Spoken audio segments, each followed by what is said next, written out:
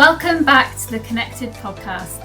In this special series, we step into the world of healthcare leadership through the voices of advanced practitioners working on the front line. From community clinics to acute care, these conversations explore what leadership looks like in real practice, messy, meaningful, and always evolving. In our next episode, we sit down with Mark Little, an experienced tactical commander. Together we explore the human side of leadership in high-stakes environments, and Mark shares powerful insights into the role of emotional intelligence, self-awareness, and values-driven practice in leading others through complexity and change. So welcome to Mark. Thrilled to have you join me this morning. Thank you so much. Thank you. Just as we begin, would you like to just explain a little bit about your current role and your kind of career background?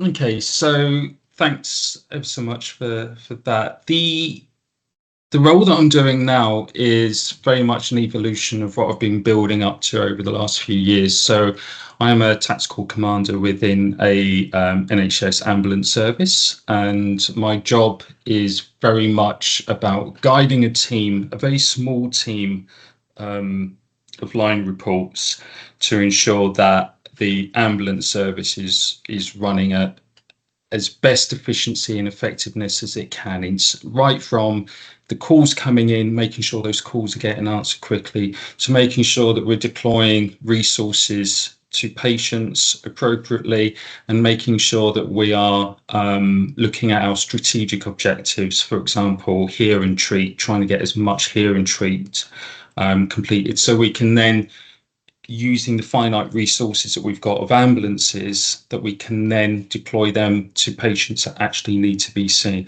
So I deal with all of that. That involves a lot of internal stakeholder engagement, and it involves a lot of external stakeholder engagement in terms of other acute trusts within the area that I work. And it's a big area that I cover. It's about 5 million people. And the other side of my job is, if there's what we call a big bang incident, I'll take the tactical command for that until we get local tactical commanders on scene. And then once they're on scene, then I will tactically command it from a deployment perspective, from a control room perspective. So that's what I'm doing now. I've only been doing that for about 18 months, and before that I was the general manager for a rather big area where I had a far higher number of staff to look after. It was about 400 members of staff. They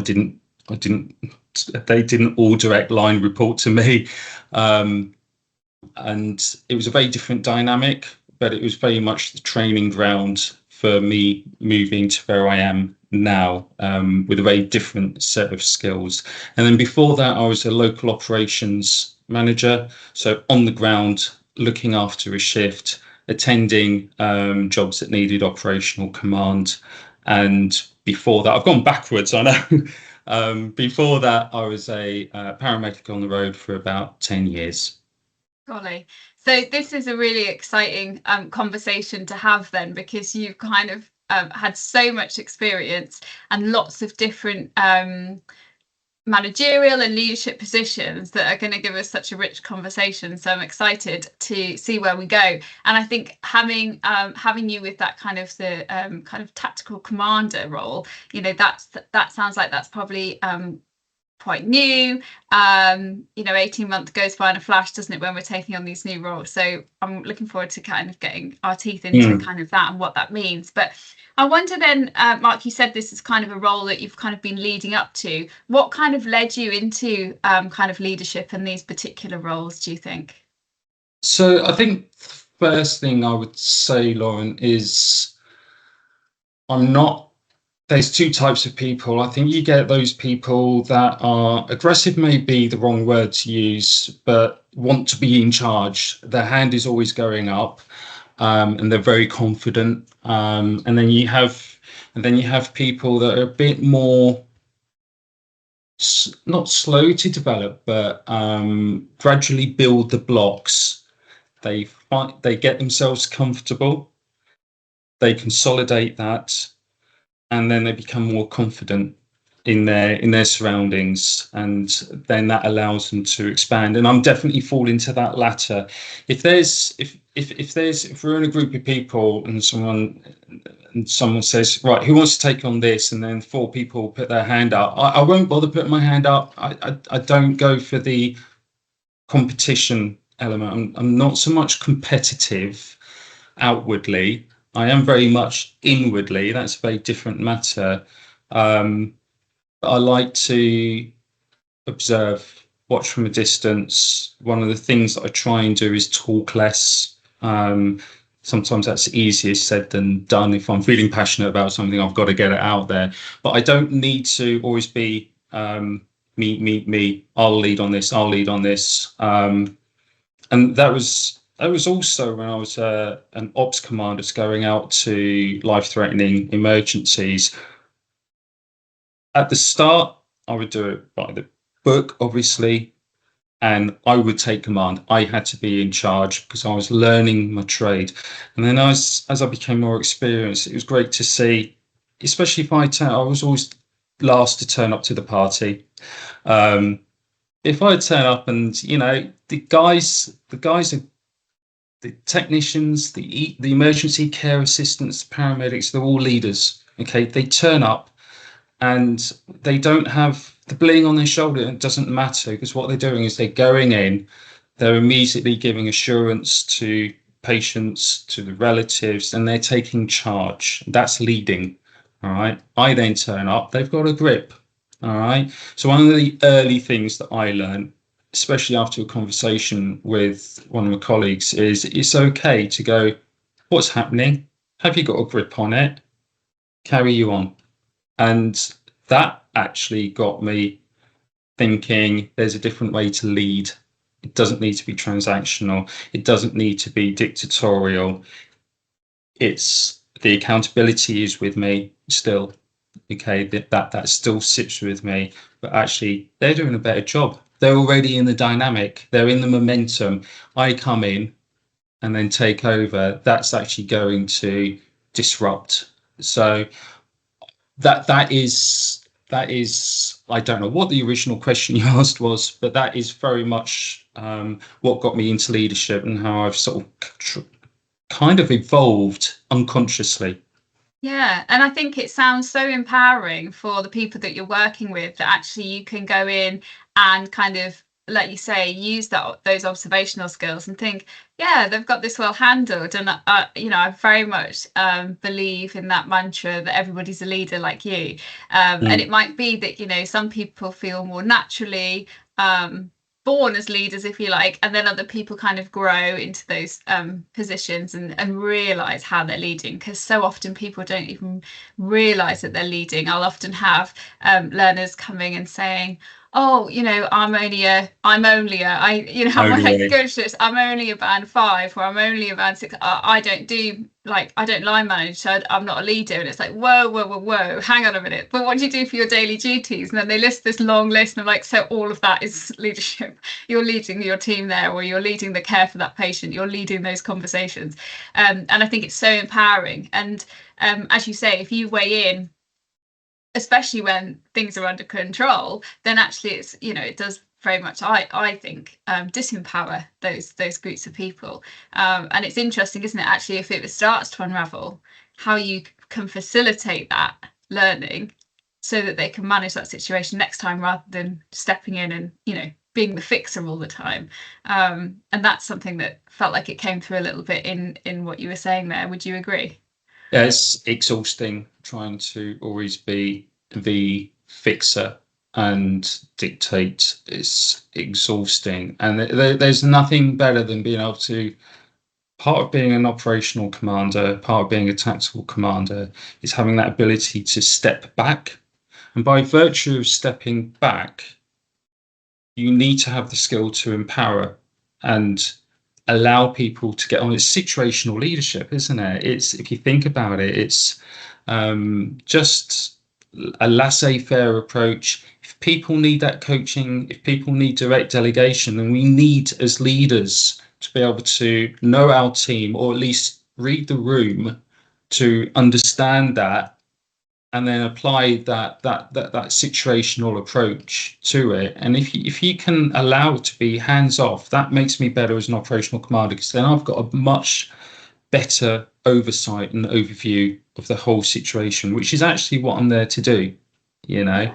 So otherwise, I get myself busy cannulating or doing whatever it is, and straight away I've lost focus on the oversight of the incident. Yeah, absolutely. So, throughout this kind of journey and learning to kind of, as you say, talk less, listen more kind of approach, what do you feel like you've really learned about yourself as a leader? Or, what are the kind of attributes, I guess, or those values that you hold dear in your approach? So personal values, personal beliefs, I think they're distinct from each other. I think this was something that took me a while to get to grips with. When people talk about beliefs and values, I think they're separate. My beliefs are what I think about the world, about politics, about spirituality, and whatever it might be. And those things that can change over years. Age will change your outlook on things. When your lifestyle changes, for example, if you have children, or any little thing can very much change your belief. All right, and things that become important to you change in line with life. Whereas your values are very much, I think, what guides my behavior. And I think it's really important to have an awareness, have self-awareness as to what builds you and guides your behavior. Because that's, for me, that's what values are. So I'm only saying that because I have a real problem with understanding the difference between belief and values. One thing that I love is having the time to be generous with time, to be able to give people time. I remember a few months ago, somebody just plonked themselves in my office. They sat themselves down. I was like, oh, all right, how you doing? And they said, I want to develop my career, and I thought I'd come and speak to you because you're not my line manager and I can speak openly to you. Is that okay? And I was like, okay. And that was very much, we've all been on courses around coaching and what have you, but then to have actually someone come to you and say, right, tell me what to do. How am I going to develop myself in my career? And it was really good giving them an hour of my time. And what was really good for me was actually getting them to explore, asking them questions. Why? I sounded like a 2-year-old toddler. Why? What, the 5 whys, and then you get down, you drill down, and they're answering questions for themselves, and they're finding things that they should be doing for themselves that I didn't tell them to do anything. So that's good. It's generosity of time. We all work in really busy environments, but there's always a time and a place to be generous. It doesn't need to be around money. It doesn't need to be about buying everyone coffee every day. It's around active listening to people and giving them your time and looking at them. Yeah. Dependability. I really struggle with people that go, yeah, that would be great, and then they duck out. And when they say, yeah, that would be great, you go, yeah, you're not going to turn up. If you say you're going to do something, do it. That's really important. And be there when you say you're going to be there. Do what you say you're going to do, and do it by the time that you say that you're going to do it, even if that means sitting at your computer at 10 o'clock the previous night to get it done. Be dependable. Get that professional integrity, so people can rely on you. People know that you're a safe pair of hands. That's really important to me. People knowing that I'm a safe pair of hands. If I say I'm going to do something, I'll do it. Having courage, certainly over the last 3, 4, 5 years, my courage has gone up, if I'm being completely honest about it. It's quite an uncomfortable place to think, whereas before I was very comfortable in my operational command position, but I'd been there a lot of years, and I haven't seen everything, but you know when you feel that you've got the t-shirt sort of thing, and I was a bit scared to move forward, and then I kind of got moved to cover someone for a few weeks in a different geographic area in a temporary promotion, and my line manager's line manager started giving me, can you join the ICB meeting? Can you do a presentation on this to the operational directors? And I remember coming home going, but it's about, do you know what? Just do it. What's the worst that can happen? You know? Yeah. Something I need to build on there is confidence. Stop questioning myself. Okay. And I'm speaking completely honestly here. I'm just being very raw about it because I believe that everyone else, not everyone else, but a lot of these people will have this sort of imposter syndrome. It's just get it out there. Just be honest about it. But have courage. Just do it. What's going to happen? You're gonna stumble over your words. You know, as long as you do your preparation, as long as you know what you're talking about. What is the ask? Understand what that ask is, but have the courage to do it, and then always strive for self-improvement. You know, that's very important for me. And building my portfolio for, I'm registered with the HCPC.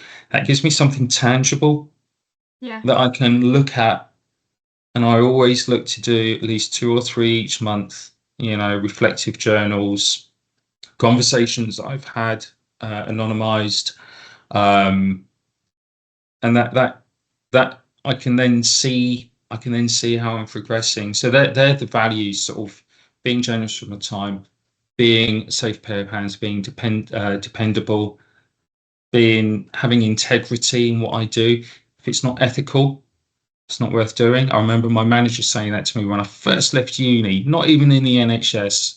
We were selling products, and he said to me, if it ain't ethical, it ain't worth doing. And that has, for some reason, that has stuck with me.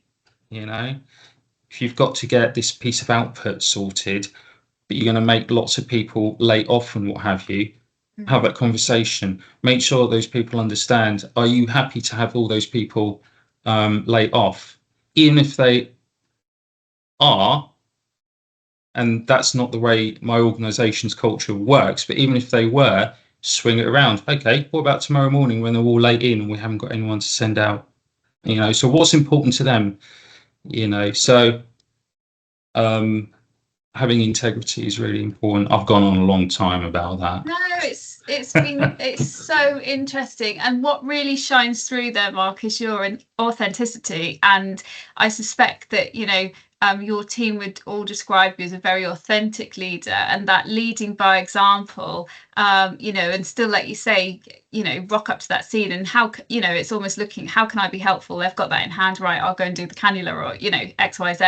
And I think that really shines through. And I love the value that you give on that time, and actually listening to that person that, you know, you just describe that situation where that person came to you, you know, being approachable, giving time, but also that human connection. And I think that often we are so busy, you know, and time is precious, that we forget that within that time, you know, when you're sitting face to face with someone, that connection that you're having with someone is so powerful. And how you empower someone, facilitate their even their thinking in those moments. So those why questions, you know, can be really transformational for, you know, for your team members, and how people feel working kind of under your, you know, and alongside your leadership. So I thought that was just super powerful, and thank you for being so honest, because I know it can be really, you know, you are putting yourself in a vulnerable position when you start asking some of these questions, right? So I know that the you know, the learners and the listeners will really appreciate that. And I'm just wondering, because obviously you've shared a lot of reflections there, so your self-awareness is, you know, super acute, and I'm just wondering how you feel that self-awareness has kind of maybe developed or impacted your kind of effectiveness in leading others. The self-awareness, I mean, that is something that you can work on. It's something you can modify, and it's something you can develop. Okay, I don't I don't believe that you're fixed as a person. I also think you can develop yourself. And I remember you've got to laugh at yourself. I think you can't take yourself too seriously. And I remember one of my mates at training school, um, he used to he's called me Mr. Stress Head, because I would always make sure that I go back to my room after the day's learning. I would go back to my room, I'd go to the gym, have my dinner, and then go back and do 2 hours study, and then probably have a quick socialise with my colleagues. And he used to call me Mr. Ross and Wilson, who were the publishers of a anatomy and physiology book, and was our core textbook. And he used to call me Mr. Stress Head. And I didn't really think about it much at the time. He was a backhanded compliment, that I was studying hard and what have you. And that was more, yeah, it was more because I was so scared of failing. It wasn't so much. They thought I was a goody two shoes. It wasn't. I was just paranoid of failing. But it's important. It's important to be authentic, like you said. Have your heart on your sleeve, but it's also important to regulate that. Okay, so going back to that earlier point that I just made, Mr. Stress Head. Okay, you've got to be able to regulate that as a leader. It's really tricky, because in your head you're going, ah. And when I've gone out of my office in my current role and I've gone, then everyone else goes, it's contagious. So it's something I've become more acutely aware of as the years have gone by. I've become a wise old man. But it's so true. You have to temper what that inner chaos, because what I am trying to do is bring the team together, keep the team together, keep the agenda on the table, keep that mission going. And even when it's hard, you need to keep a calm head. And that's such a big lesson for me. And I got picked up on that at the beginning of this year, when we had New Year's was very, very busy for us. Christmas was busy, but New Year got really massively busy, and we were having to talk to the media and put out messaging to the public and what have you, to help support them. And I remember being on one meeting, it was a particularly tough meeting, and I had back-to-back meetings, and I came off that, I went on to the next meeting, and I took quite I was taking quite a lot of challenge, I think is the word. What are you doing about this? What are you doing about this? What are you doing about this? And I went straight on to the next meeting, and it was, right, dust yourself down. Hi, everyone. How are we? And I took that, and somebody actually noticed, because they'd been on the meeting with me before, and they said, you really took a beating on that. And you go on to the next meeting, and you're like, but those people on the next meeting, they're not responsible for what had happened before. And what I need to do is empower them, and I need to get them on board, understand exactly what the task is, understand what we're going to throw at them to support them, and know that they can rely on us. Me coming on going like this isn't going to do that. And I've been that person in the past. And it's, the hardest part is actually realizing that you need to temper it, and then you need to develop it. So, and I think that's such a good strategy and a good tool, to be sharing, because as you say, our emotions are so contagious, and we feel before we think in these situations. And as you say, that panic and that hysteria when we're under pressure, and let's be honest, some of the situations that you're tactically managing are probably going to be some of the most catastrophic that we can have, and certainly not the average kind of scenario that the rest of Joe Public and potentially other healthcare professionals are going to come across. So I think that's a super important strategy, if you like, that we can hold on to. So I'm just wondering then, developing these kind of strategies and tools, have tools like 360 feedback or your self-peer assessment, have those influenced your development? It's interesting, isn't it? 360.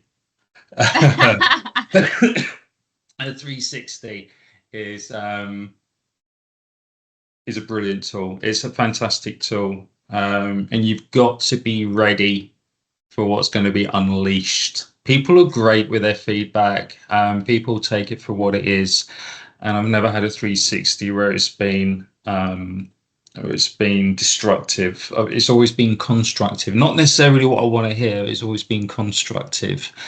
And I think And sometimes there's power, isn't there, in terms of you being ready to ask for that feedback and think about actually who am I asking here? Because I think we all know that there's safe people we can ask for our 360 feedback, right? so But actually, for it to be valuable and to help us grow, we have to be a little bit courageous and a little bit brave, don't we, in terms of stepping outside that comfort zone to think, I don't actually quite know what they're going to say about me. And actually, that would be a really, really helpful person to ask. Or, this person's always quite challenging. Okay, they're going to give me something here that perhaps I can work with, or, a very different perspective that's going to help me grow. So I think you're right in terms of it can be very kind of terrifying process, but to get that really constructive feedback for growth, we have to be brave about it, right? you do, and open yourself up to it, because that's how you learn. Because you have a perception of who you are, how you come across, okay, and it's a bit like when you think about how you look physically, and then you look in the mirror and you're like, oh, it's it's the perception of others is completely separate. It's completely different. And that's what a 360 allows you, is to understand. You may think that you're doing a great job. You may conversely think that, I let my team down here and I let my team down there. And then, but what's actually important is perception, genuine perception, because that's what counts. Okay. It's not necessarily my intent. My intent might be one thing, but the perception is something else.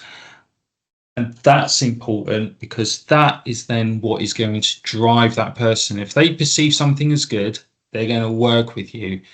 If you say something that you intend as good, we can all have a grey sense of humour. I'm not talking about dark humour. I'm talking about a grey sense of humour where you can be a little bit sarcastic or cynical and what have you. And if that doesn't land right, their perception is something other than intended, and then they're going to go off somewhere else. And if you build that into your work life, then the 360 allows you to gauge that perception. It might be that you're doing something icky every day, that you have no idea about, and then you can work on it. And it's great for that. And let's have an open conversation and go, I didn't know I did that. I Yeah. didn't know I did that. What can I do to make that better? Yeah, and we all know, don't we, in the world that we work in, with these emails that we fire off really quickly, all the that roundup of the week or something, and like, I was just laughing when you said the word icky, because I was thinking, yeah, I can think of emails, times gone by where a team lead has perhaps signed off with kind of a really cheesy slogan or something, and you're like, oh, that's not quite landed right with the team. That feels a bit ick. And then there'll be other times where you're like, oh, that was very directive, but that actually felt, verging from assertive to aggressive. And again, Yeah, how yeah, the yeah. intent behind it versus how it lands to the audience, particularly when you're using kind of different communications, and those, sometimes in personal lives, like through text and things like that, sometimes it's really difficult to interpret that tone, or you'll write something with a smile on your face to a friend, but because of the context that they're in when they receive it, it doesn't land that way. So all of those different nuances in terms of how we communicate can cause so many disruptions to our relationships and how we then work as a team.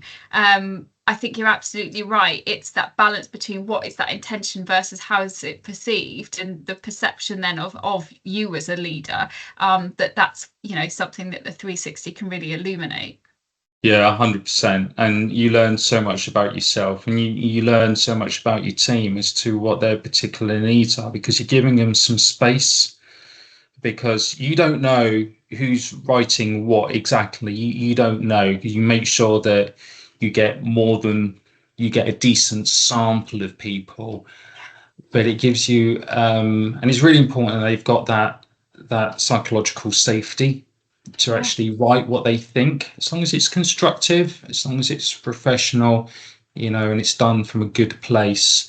You learn so much about yourself, and you learn so much about your team, Yeah, as to and what it's they need it's to be. actually interesting, isn't it? Sometimes where you perhaps receive, from learners working, and they'll sometimes say, "Well, actually, I had this feedback," and and sometimes it illuminates how that team member, even though you might not 100% know who it is, it might illuminate that actually you've got somebody here who's really not doing very well because of the way that they've perhaps responded to a question, or something's really wound them up and they've gone for it, but like you say, perhaps not as respectful or as professional as it can be. So I think, again, the 360, although for that purpose you're trying to learn about your leadership and see how you're perceived, I think it can sometimes give you real insight into kind of the team, the wider team dynamics, and actually then thinking, oh golly, we need to actually, I need to, and I suspect that most people will probably work out who it is based on that kind of scenario. But I think sometimes it can illuminate other areas.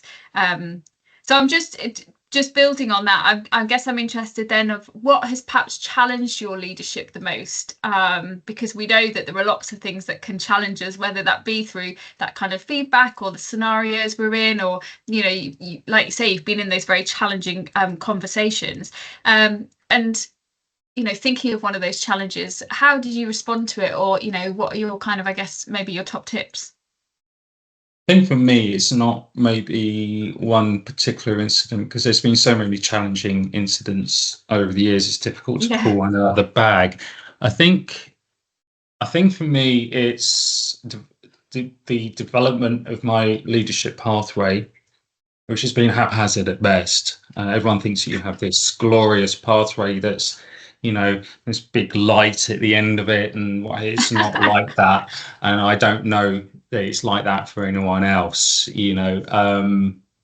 It's that's the haphazard nature of how you develop, where you develop opportunities coming up where you least expect it, and grabbing them. That's been a challenge for me. But in terms of where not struggle, that's the wrong word, but had to shift a gear, change direction, was moving into this role from my previous role. We touched on that earlier, in that I was looking after a big patch of about 400 members of staff, with about, I think it was 11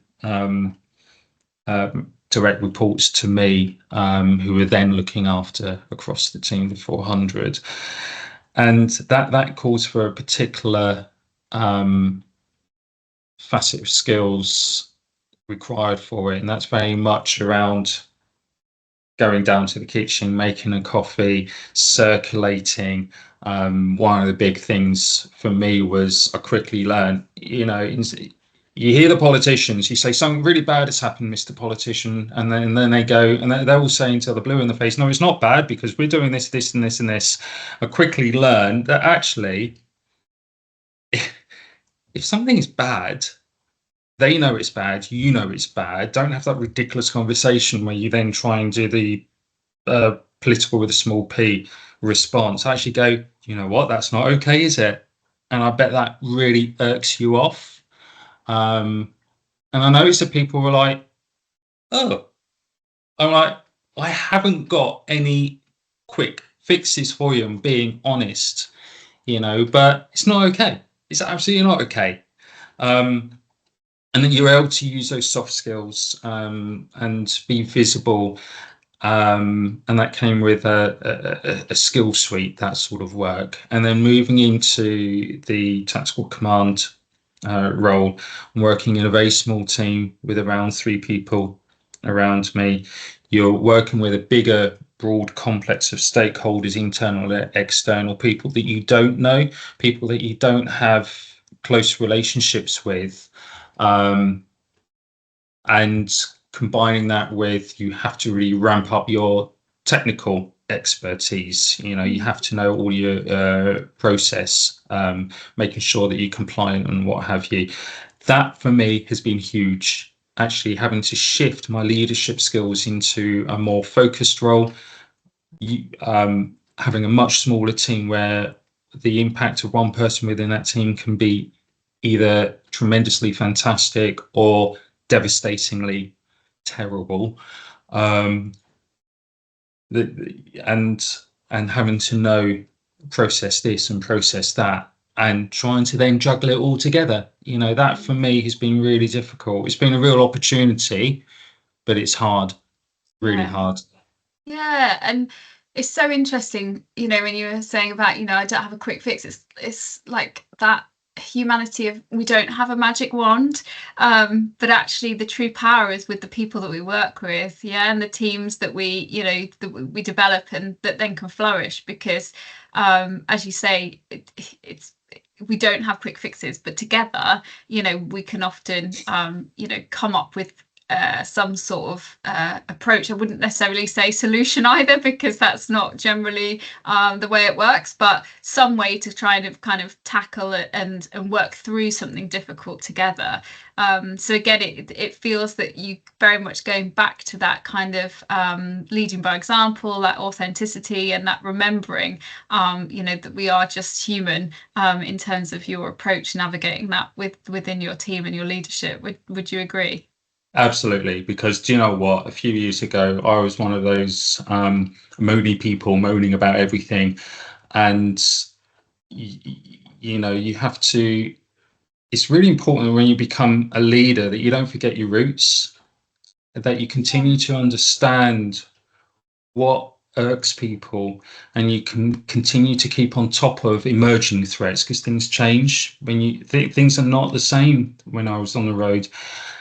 And it's with any task that you're given, you need to be able to ask yourself, do I understand? Do I know what the problem here is? And the only way, my previous job, that I'm going to understand what my problem is by being out there, talking to people, just turning up. It's not difficult. Turn up, be there, be seen, and listen to people moaning. All right. Because you'll get exaggerated stories, then you'll get underplayed stories, and then you can give it context, and you can then understand, because you ain't going to fix anything unless you understand. Yeah, fantastic. And listening to you describe kind of your journey as well, thinking back to it not being linear and those bumps in the road, it just made me think of kind of trying to get A to B when you go down the A17. For anybody for listeners that not in context, we our road out of Norfolk to kind of the main A1 route, it's one road, but my goodness, the amount of times I've been diverted, or you have to go back on yourself, go round a roundabout and go down a side road.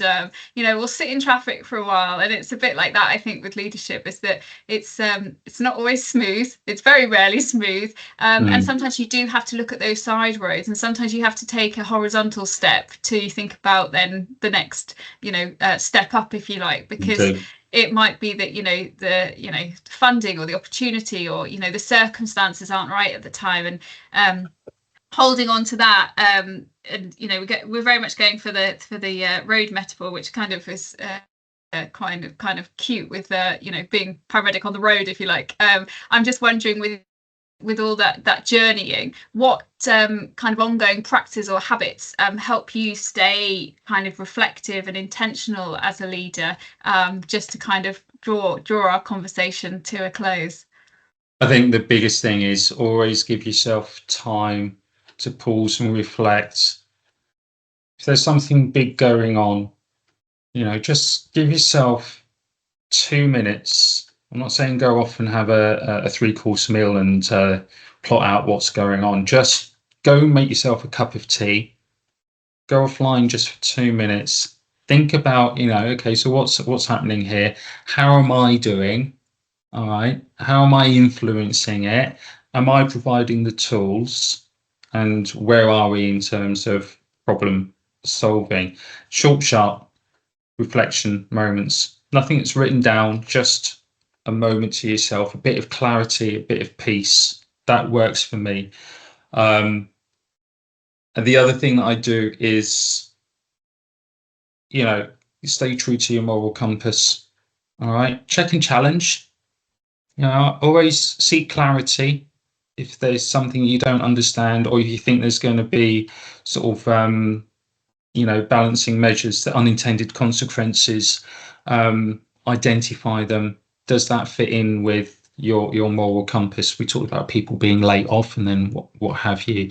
And then translating that into, if that is something that's not top of that other person's agenda, make it top of their agenda by pointing out, well, the operational impact of this will be and just stay true to yourself. Absolutely stay true to yourself, because then you can sleep at night and you know that you've done a good job. So pause and reflect, stay true to yourself, and thirdly, just understand what it is that you're trying to achieve in that moment in time. Yeah, thank you so much, Mark. And I think the mantra of kind of pausing to be human, is really going to stay with lots of us, because we are so rush, juggle all these different plates.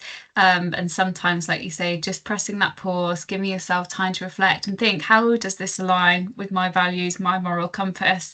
Do I understand this situation? That pausing to be human, I think is incredibly incredibly powerful. Thank you so much for your time today, Mark. It's been a real pleasure to chat with you. Thank you so much. Thank you. Thank you for listening to the Connected podcast. If you enjoyed this episode, please check out the rest of our healthcare leadership series and stay connected.